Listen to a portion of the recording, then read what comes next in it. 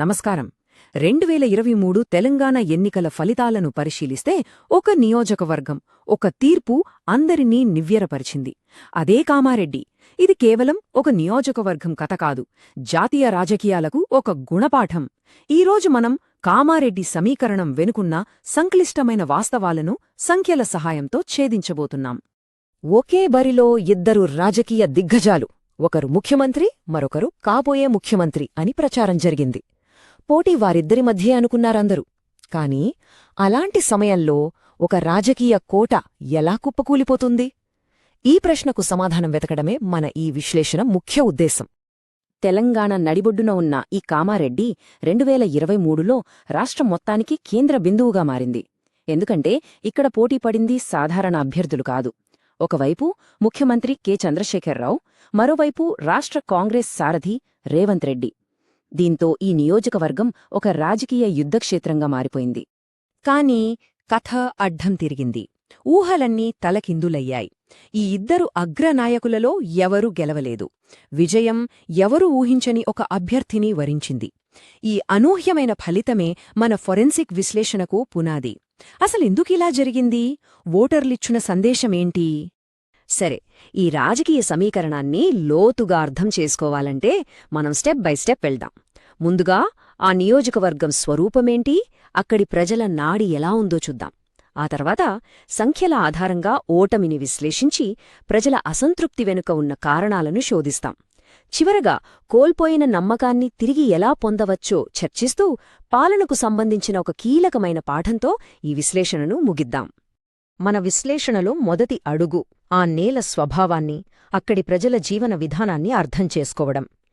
ఏ రాజకీయ విశ్లేషణ అయినా అక్కడి మట్టివాసనతో మొదలవ్వాలి. అప్పుడే మనకు వాస్తవ చిత్రం కనిపిస్తుంది. కామారెడ్డిని అర్థం చేసుకోవాలంటే మనం గుర్తుంచుకోవాల్సిన మొదటి, అతి ముఖ్యమైన విషయం, ఇదొక గ్రామీణ ప్రాంతం. జనాభాలో ఏకంగా 92% మంది గ్రామాల్లోనే నివసిస్తున్నారు. అంటే వారి బతుకు, వారి సమస్యలు, వారి ఆశలు అన్నీ వ్యవసాయం చుట్టూనే తిరుగుతాయి. ఈ ఒక్క విషయం అక్కడి రాజకీయాలను పూర్తిగా శాసిస్తుంది. ఇప్పుడు ఈ సామాజిక సమీకరణాలను చూడండి. నియోజకవర్గంలో దాదాపు సగానికి పైగా, అంటే 53% వెనుకబడిన తరగతుల బీసీవారే ఉన్నారు. వారి ఓట్ల ఇక్కడ ఫలితాన్ని నిర్దేశిస్తాయి. అలాగే 17% ఉన్న షెడ్యూల్డ్ కులాలు, 13% ఉన్న ముస్లింలు కూడా గెలుపోటములపై తీవ్ర ప్రభావం చూపగలరు. సమాజంలోని ప్రతి వర్గం గొంతుకను వినడం, వారి ఆకాంక్షలను గౌరవించడం, ఇదే మన రాజ్యాంగం మనకిచ్చిన బాధ్యత. ఈ రాజకీయ సమీకరణంలో, ఈ ప్రజాస్వామ్య ప్రక్రియలో భాగస్వాములైన ఓటర్ల సంఖ్య జనవరి 2023 నాటికి 2,27,867. మనం విశ్లేషించబోయే ప్రతి ఓటు, ప్రతి శాతం ఈ సంఖ్యలో భాగమే. ప్రతి ఓటు వెనుక ఒక ఆశ, ఒక ఆకాంక్ష, ఒక తీర్పు దాగి ఉంటుంది. సరే, ఇప్పుడు మనం అసలు కథలోకి వెళ్దాం. భావోద్వేగాలను పక్కన పెట్టి కేవలం డేటా ఏం చెప్తుందో చూద్దాం. ఈ అంకెలే ఓటమి వెనుక ఉన్న కథను మనకు వివరిస్తాయి. ఎన్నికల ఫలితాలను సాక్ష్యాలుగా పరిశీలిద్దాం. 2018, 2023 ఫలితాల మధ్య ఉన్న తేడాను గమనించండి. 2018లో టీఆర్ఎస్ అభ్యర్థి కేవలం 4-5 వేల ఓట్ల స్వల్ప మెజారిటీతో గెలిచారు. కాని 2023కొచ్చేసరికి సమీకరణం పూర్తిగా తలకిందులైంది. ఇద్దరు దిగ్గజాలు బరిలో నిలిచినా విజయం బీజేపీ అభ్యర్థి కెవి రమణరెడ్డిని వరించింది. అది పెరిగిన మెజారిటీతో, దాదాపు 7,000 ఓట్ల తేడాతో. ఇది కేవలం గెలుపు కాదు, ఒక పెద్ద మార్పుకు సంకేతం. ఈ ఫలితం వెనుక ఉన్న అసలు కథ ఈ సంఖ్యల్లోనే ఉంది. 2018 నుంచి 2023 మధ్య ఓట్ల వాటాలో వచ్చిన మార్పు చూడండి. ఇది మామూలు మార్పు కాదు, ఒక రాజకీయ భూకంపం. బీజేపీ ఓట్ల వాటా ఏకంగా 25% పెరిగింది. ఇది అసాధారణం. అదే సమయంలో అధికారంలో ఉన్న బీఆర్ఎస్ 11%, కాంగ్రెస్ 10% పైగా ఓట్లను కోల్పోయాయి. అంటే ఓటర్లు ఒక స్పష్టమైన, బలమైన తీర్పు ఇచ్చారు. సరే, ఈ నంబర్లు మనకు ఏం జరిగిందో చెప్పాయి. కాని అసలు ప్రశ్న, ఎందుకు జరిగింది? ఈ ప్రశ్నకు సమాధానం కావాలంటే మనం క్షేత్రస్థాయిలోకి వెళ్ళాలి. ప్రజల గొంతులో వినిపించిన ఆవేదనను, వారి అసంతృప్తిని ఆలకించాలి. ఇక్కడ ఒక్క కారణం లేదు, చాలా అంశాలు కలిసి ఈ ఫలితాన్ని నిర్దేశించాయి. స్థానికంగా తీవ్రమైన ప్రభుత్వ వ్యతిరేకత పేరుకుపోయింది. ముఖ్యంగా పారిశ్రామిక మాస్టర్ ప్లాన్పై రైతులు చేసిన నిరసనలు ప్రభుత్వాన్ని బాగా దెబ్బతీశాయి. దళిత బంధు వంటి పథకాలు కొందరికే అందాయనే అసంతృప్తి కూడా ఉంది. ఈ అవకాశాన్ని బీజేపీ సరిగ్గా వాడుకుని బీసీ, యువ ఓటర్లను ఆకర్షించింది. మరోవైపు మైనారిటీ ఓట్లు కాంగ్రెస్ వైపు వెళ్లడంతో అధికార పార్టీ ఓటు బ్యాంకుకు గండిపడింది.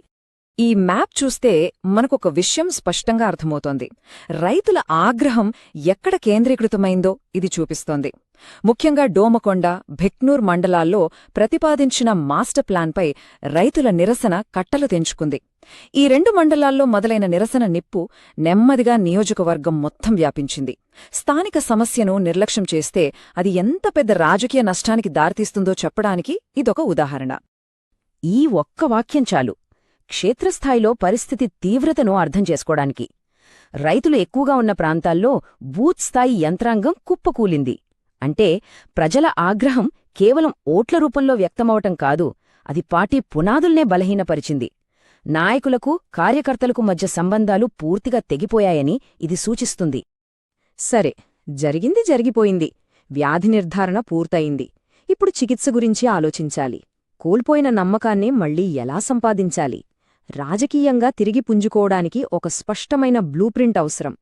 కోల్పోయిన బలాన్ని తిరిగి పొందాలంటే ఒక సమగ్ర వ్యూహం కావాలి. అందుకే మేమొక 4 కోణాల వ్యూహాన్ని ప్రతిపాదిస్తున్నాం. దాని పేరే చతుర్ముఖ సిద్ధాంతం. ఇందులో 4 కీలకాంశాలు ఉంటాయి: దూకుడు, పరిరక్షణ, ఆవిష్కరణ మరియు రక్షణ. ఈ 4ంటినీ సమన్వయం చేసుకుంటూ ముందుకు వెళ్ళాలి. ఈ వ్యూహంలోని 4 ముఖాలు ఇవి. మొదటిది, శివుడిలా పాతబడిన వ్యవస్థను ప్రక్షాళన చేసి బూత్స్థాయి నుంచి పార్టీ యంత్రాంగాన్ని పునర్నిర్మించడం. రెండవది, విష్ణువులా ఇప్పటికే విజయవంతమైన సంక్షేమ పథకాలను కాపాడుకుంటూ వాటి గురించి ప్రజలకు నిరంతరం గుర్తుచేయడం. మూడవది, బ్రహ్మలా యువతను ఆకట్టుకోవడానికి కొత్త డిజిటల్ ప్రచారాలను సృష్టించడం. నాలుగవది, దుర్గలా పార్టీపై వచ్చే తప్పుడు సమాచారాన్ని తిత్తికొట్టడానికి ఒక వేగవంతమైన బృందాన్ని ఏర్పాటు చేయడం. వ్యూహం కాగితం మీద ఉంటే సరిపోదు, ఆచరణలో పెట్టాలి. నమ్మకాన్ని తిరిగి పొందడానికి వెంటనే చేయాల్సిన పనులు ఇవిగో. మొట్టమొదట రైతుల భూ సమస్యలకు శాశ్వత పరిష్కారం చూపాలి. తర్వాత నీటిపారుదల, స్వయం సహాయక బృందాల రుణాలు వంటి పథకాలను ప్రజలకు మరింత వేగంగా, పారదర్శకంగా అందించాలి. యువత భవిష్యత్తు కోసం ఒక నైపుణ్య ఉద్యోగ కేంద్రాన్ని ఏర్పాటు చేయాలి. అన్నింటికన్నా ముఖ్యం, జనవాణి వంటి కార్యక్రమాల ద్వారా ప్రతీ నెలా ప్రజలతో నేరుగా మాట్లాడాలి, వారి సమస్యలు వినాలి. ఇవన్నీ జరగాలంటే పార్టీ కార్యకర్తలకు కొత్త శిక్షణ ఇచ్చి వారిలో నూతనోత్సాహం నింపాలి. ఇప్పుడు మనం ముగింపు దశకు వచ్చాం. కామారెడ్డి కథ నుండి మనం నేర్చుకోవాల్సిన అంతిమ పాఠమేంటి? పాలన అంటే అధికారం కాదు, అదొక వాగ్దానం, ఒక బాధ్యత.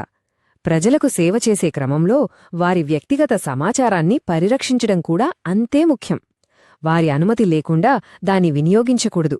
ఇది వారి గోప్యతకు, గౌరవానికి సంబంధించిన విషయం.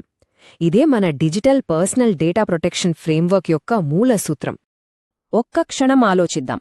ఎన్నికల్లో గెలవడం మాత్రమే కాదు, ఒక రాజకీయ వ్యవస్థ యొక్క అసలైన ప్రాథమిక లక్ష్యమేమిటి? అధికారాన్ని చేజిక్కించుకోవడమా, లేక ప్రజల జీవితాలను మెరుగుపరచడమా? కామారెడ్డి డేటా మొత్తం మనకు చెప్పేది ఒక్కటే: నినాదాలు, పెద్ద నాయకుల పేర్లు తాత్కాలికమే. కాని నియోజకవర్గ ప్రజలకు చేసే సేవే శాశ్వతం. ప్రజల సమస్యలపై స్పందించే స్థానిక నాయకత్వమే సుస్థిరమైన రాజకీయ విజయానికి పునాది. కామారెడ్డిలో ప్రజలు కోరుకున్నది అదే. తమ నాయకుడు తమకు అందుబాటులో ఉండాలి, తమ గొంతుకును వినాలి అని వారు స్పష్టంగా చెప్పారు. చివరిగా ఈ శక్తివంతమైన వాక్యంతో ముగిద్దాం. ఎన్నికలు అంటే పాలన కోసం డేటా ఇంజనీరింగ్. అంటే ఎన్నికలను కేవలం గెలుపోటముల పోటీగా చూడకూడదు. ప్రజల ఆకాంక్షలను అర్థం చేసుకోవడానికి, వారి జీవితాలను మెరుగుపరచడానికి అవసరమైన డేటాను సేకరించి, విశ్లేషించి, దాని ఆధారంగా మెరుగైన పాలనను అందించే ఒక అవకాశంగా చూడాలి. అప్పుడే నిజమైన ప్రజాస్వామ్యానికి అర్థముంటుంది. మీరు ప్రజల కేంద్రీకృత నాయకుడిగా ఎదగాలనుకుంటే, మీ నియోజకవర్గాన్ని అభివృద్ధి పదంలో నడిపించాలనుకుంటే blueprintstrategies.aiని mgr@blueprintstrategies.ai వద్ద సంప్రదించండి, లేదా 08042041602కు కాల్ చేయండి. Purpose beyond politics.